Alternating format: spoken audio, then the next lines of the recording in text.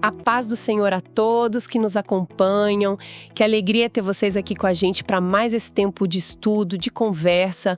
Hoje a gente vai mergulhar na lição 4 de um material muito rico, sabe? O livro O Mínimo que Precisamos Saber como Genuínos Cristãos. É um material muito bom do pastor Patrick Antônio Rosa. E olha, queremos mandar um abraço especial para o pastor Patrick, agradecer mesmo por esse conteúdo tão bom. E o tema que a gente vai conversar hoje é o compromisso de uma caminhada com Deus. É interessante que a própria lição já começa comparando, né? A vida cristã não é tipo uma corrida de 100 metros rasos. Não mesmo. É bem mais parecida com uma maratona. Exige fôlego, sabe, constância. Perseverança, né? Acho que essa é a palavra. Exato, perseverança. Inclusive, Jesus falou sobre isso lá em Mateus capítulo 24, versículo 13. Mas aquele que perseverar até o fim será salvo. É bem direto. É fundamental perseverar. E quando a gente pensa nisso, tem um exemplo na Bíblia que é, muito forte. Enoque. Enoque, verdade. Lá em Gênesis capítulo 5, né? Dos versículos 18 a 24. Diz algo tão simples, mas tão profundo. Enoque andou com Deus. Andou com Deus. Ele cultivou essa relação, essa caminhada íntima, por tanto tempo que, no final, a Bíblia diz que Deus simplesmente o tomou para si. Não é só o destino final, mas a qualidade dessa caminhada diária, entende? Que coisa linda isso. E profunda. Então, acho que a nossa missão aqui hoje, com base nessa lição do pastor Patrick Antônio Rosa, e claro, na palavra, é tentar entender melhor, né, o que marca essa caminhada. Quais são as características, assim, visíveis na vida de quem realmente se compromete a andar com Deus. Exato. Que a gente possa tirar lições práticas mesmo. Isso. Lições que a gente possa aplicar no nosso dia a dia. Vamos nessa? Vamos lá. Então tá. O primeiro ponto que a lição traz como essencial nessa caminhada é algo que pode até parecer óbvio, mas é a base. A assiduidade à casa de Deus. A frequência, né? Estar junto. Isso, a importância de estar presente, de congregar, de fazer parte da comunidade do corpo de Cristo. E tem um salmo que expressa isso de um jeito, que toca a gente. O Salmo 27, versículo 4. Isso é maravilhoso. Davi diz assim: uma coisa pedi ao Senhor, e a buscarei, que possa morar na casa do Senhor todos os dias da minha vida. Imagina só a força desse desejo. Todos os dias. E ele continua: para contemplar a formosura do Senhor e aprender no seu templo. Morar lá. Isso vai muito além de ir ao culto uma vez por semana, né? Com certeza. E o interessante nesse desejo do Davi, como a lição bem ressalta, são os dois objetivos juntos, né? Primeiro, contemplar a formosura do Senhor. Contemplar. Isso fala de adoração pura, sabe? De se maravilhar com quem Deus é. A beleza, a santidade, o caráter dele. Buscar essa reverência. E o segundo objetivo, aprender no seu templo. Isso já fala da busca pelo conhecimento, pelo entendimento da palavra, da vontade de Deus. Adoração e aprendizado. Juntos, ali, no ambiente da comunhão. É muito rico. É verdade. Contemplar e aprender mostra que, para Davi, a casa de Deus não era só um lugar de cumprir um ritual. Era um espaço vital. Essencial. Essencial para ele se relacionar com Deus e crescer. Esse desejo profundo revela um compromisso real, uma prioridade na vida dele. Estar junto do povo, adorando, aprendendo, era central. E nos faz pensar hoje, né? Qual o valor que a gente dá para essa presença coletiva, para essa comunhão na casa de Deus? Exatamente.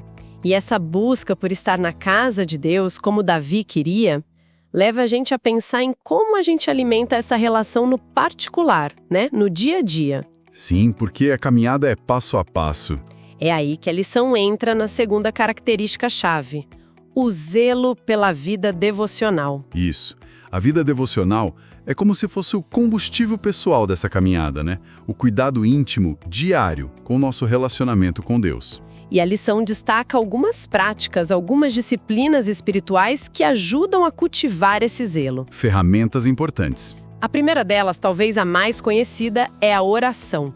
E a lição traz o exemplo de Daniel, Que exemplo! Fortíssimo. Lá no livro de Daniel, capítulo 6, versículo 10. Mesmo com o decreto do rei proibindo orar a qualquer outro deus ou homem, senão ao próprio rei. Sob ameaça de morte, né? Cova dos leões. Exato. Mesmo assim, Daniel continuou. 3 vezes por dia, ele ia para o quarto dele, abria as janelas na direção de Jerusalém, se ajoelhava e orava. Agradecia a Deus, a Bíblia diz, como costumava fazer. Era um hábito inegociável para ele. Parte de quem ele era. Impressionante. É impressionante. A oração é esse canal direto, né? Essa conversa franca, íntima com Deus. E a Bíblia, como a lição aponta, nos guia nisso.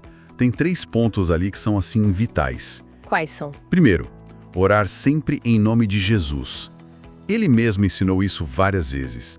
Lá em João capítulo 14, versículos 13 e 14, capítulo 15, versículo 16 e capítulo 16, versículos 23 e 24.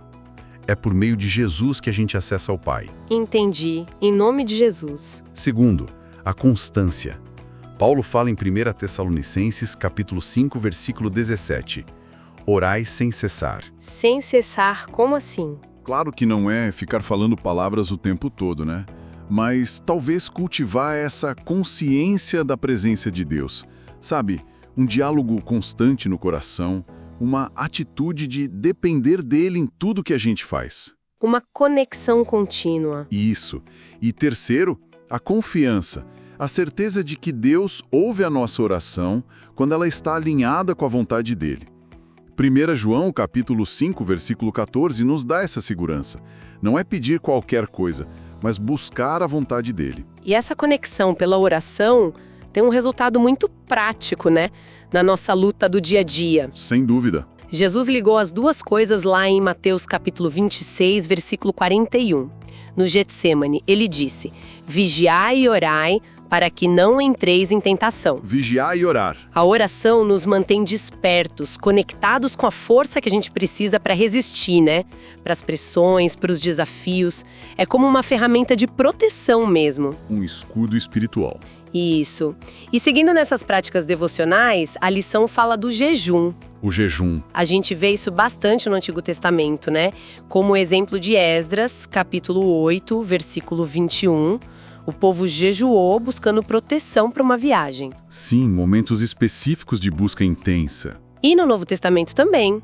O próprio Jesus jejuou 40 dias no deserto. Mateus capítulo 4, versículo 2.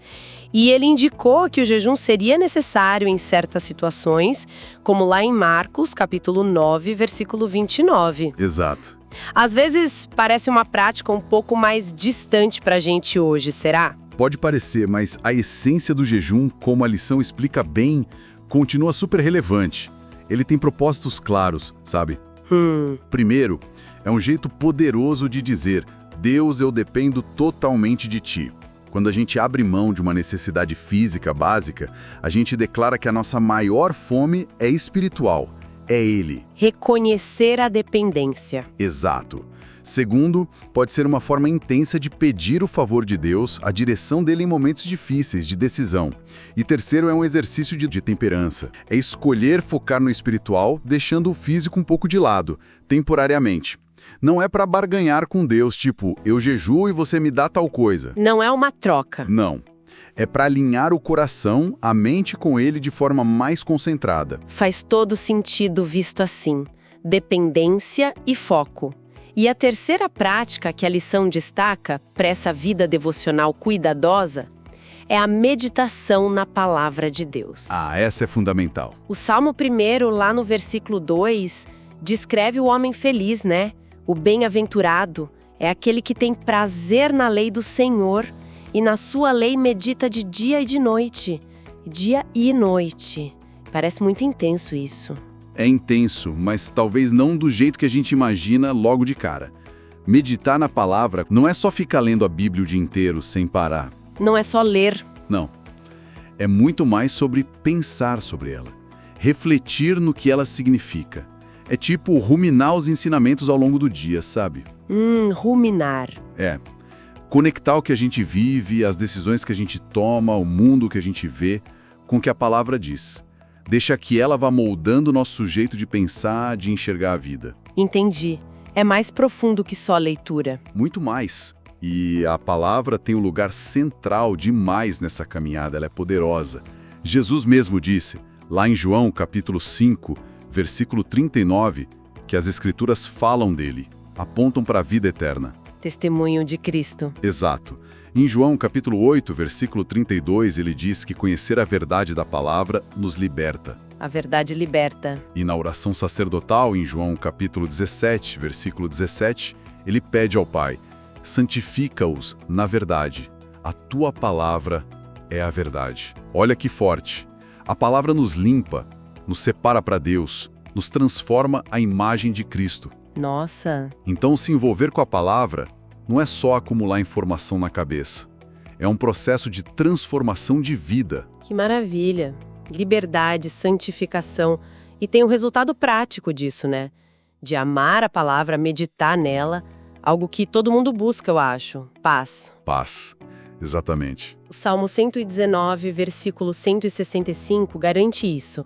Grande paz têm os que amam a tua lei. Para eles não há tropeço. Que promessa. Isso não quer dizer que a vida vai ser sem problemas, imagino eu.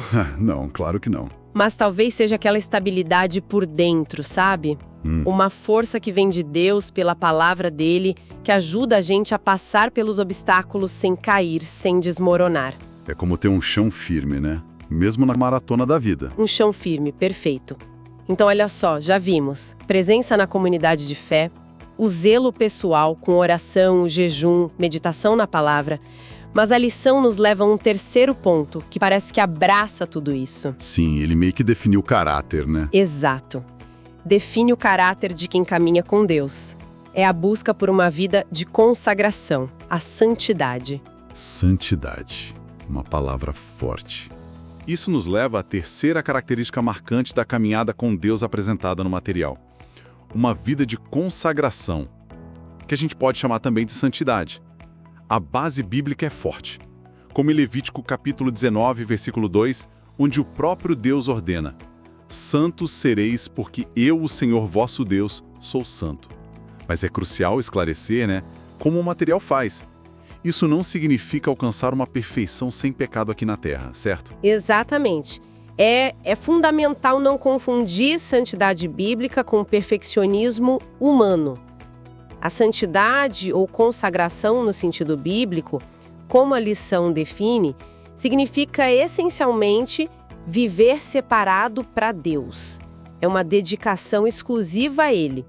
O apóstolo Paulo expressa isso de forma muito clara em Romanos capítulo 14, versículo 8, quer vivamos, quer morramos, somos do Senhor, e de forma ainda mais radical em Gálatas, capítulo 2, versículo 20. Já estou crucificado com Cristo, e vivo não mais eu, mas Cristo vive em mim. Isso é consagração. A vida não pertence mais a nós mesmos, mas a Cristo que vive em nós. Os termos originais ajudam a gente a pegar essa ideia. O termo hebraico kadosh e o grego hagios, ambos traduzidos como santo, eles carregam essa ideia fundamental de separação. Algo ou alguém santo é separado do uso comum, profano, e dedicado exclusivamente para um propósito divino. Portanto, viver em santidade é viver uma vida separada do pecado, dos valores do mundo, e dedicada inteiramente a Deus e aos seus propósitos. E essa consagração não é parcial, né? Deve abranger todo o nosso ser.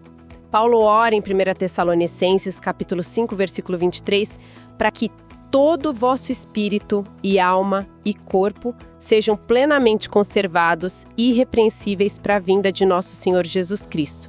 A aplicação prática é um chamado contínuo, para a gente buscar viver de forma diferente, separada para Deus, em todas as áreas da nossa vida, pensamentos, palavras, ações, relacionamentos, não se conformando com os padrões deste mundo, mas sendo transformados pela renovação da nossa mente, como diz Romanos 12. Excelente essa distinção. Viver separado para Deus, né? Não necessariamente isolado do mundo, mas diferente no mundo. Então, para a gente amarrar nossa conversa de hoje, revisitamos 3 pilares essenciais do compromisso na caminhada com Deus, conforme o material que a gente analisou. Primeiro, a assiduidade à casa de Deus, valorizando a comunhão, a adoração coletiva, o aprendizado da palavra. Segundo, o zelo pela vida devocional pessoal, através da prática constante da oração, do uso espiritual do jejum e da meditação profunda na palavra. E terceiro, uma vida de consagração, buscando ativamente viver de forma separada e dedicada a Deus em todo o nosso ser. Exatamente. E é interessante como o exemplo de Enoque, que a gente mencionou lá no início, ele meio que conecta tudo isso, né? Ele andou com Deus uma caminhada que com certeza envolvia comunhão constante, oração, meditação e uma vida separada, consagração. A conclusão do estudo nos lembra que essa caminhada comprometida com Deus, como a de Enoque, ela não só nos assegura o cuidado e a presença dele nesta vida, mas também nos garante a alegria incomparável da companhia dele na eternidade. Isso nos traz de volta a promessa e ao desafio lá de Mateus capítulo 24, versículo 13. Mas aquele que perseverar até o fim será salvo. A salvação não é só um ponto de partida, né? Mas uma jornada de perseverança nesse compromisso diário com Deus. É uma caminhada que, apesar dos desafios, vale imensamente a pena. Fique então a reflexão para cada um de nós. Como está nossa perseverança nessa caminhada? O desejo de estar na casa do Senhor, ele se parece com o de Davi? Temos cultivado com zelo nossa vida devocional, mesmo na correria do dia a dia? Estamos buscando viver essa separação para Deus, consagrando a Ele nossos talentos, nosso tempo, nossos recursos, todo o nosso ser? São perguntas importantes, né? Para a gente avaliar o nosso compromisso. Perguntas essenciais. E a resposta não está na nossa própria força, né? Mas na graça de Deus que nos capacita a perseverar. O importante é manter o coração voltado para Ele, buscando a face dele dia após dia, confiando que Ele mesmo vai completar a boa obra que começou em nós. Uma ótima forma de concluirmos nossa conversa. Agradecemos imensamente a todos que estiveram conosco nesse tempo de análise e reflexão sobre a Palavra de Deus. Esperamos poder contar com a companhia de todos no nosso próximo encontro para continuarmos crescendo juntos no conhecimento e na graça do nosso Senhor. Olha, queremos agradecer demais a você que esteve com a gente nessa conversa sobre a lição 4. Foi muito bom, de verdade. Um tempo precioso de aprender e pensar juntos sobre o compromisso dessa caminhada com Deus. Foi ótimo mesmo. E claro, já fica aqui o nosso convite para o próximo encontro, tá? Vamos continuar juntos explorando esses ensinamentos tão ricos da palavra. A gente espera você. Até a próxima. Fiquem todos com a paz do Senhor.